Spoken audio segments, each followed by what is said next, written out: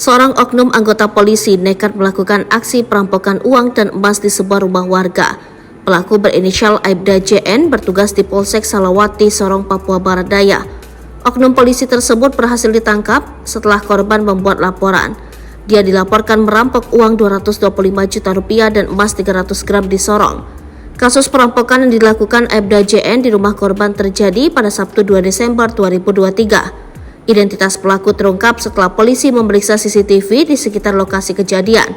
Pelaku berhasil ditangkap sepekan setelah kejadian, yakni pada Sabtu 9 Desember 2023 sekira pukul 1 waktu Indonesia Timur. Polisi kemudian melakukan penyidikan dan penyelidikan melalui CCTV di sekitar lokasi. Hasilnya, identitas terduga pelaku adalah oknum anggota polisi anggota Polsek Salawati berinisial Aibda J. Saat dilakukan pengecekan, ternyata pelaku telah kabur membawa barang bukti ke Makassar.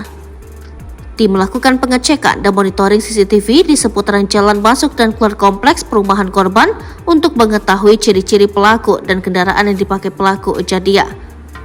Ibda Wahyu menjelaskan bahwa J ditangkap di kawasan wisata Pantai Losari, Makassar oleh tim Jatanras Polrestabes Makassar pada Sabtu 9 Desember 2023 sekitar pukul 1 waktu Indonesia Timur. Pada Sabtu 9 Desember 2023 sekira pukul 1, pelaku yang terpantau fisik sedang minum-minum di kafe Popsa Lopsari, Makassar.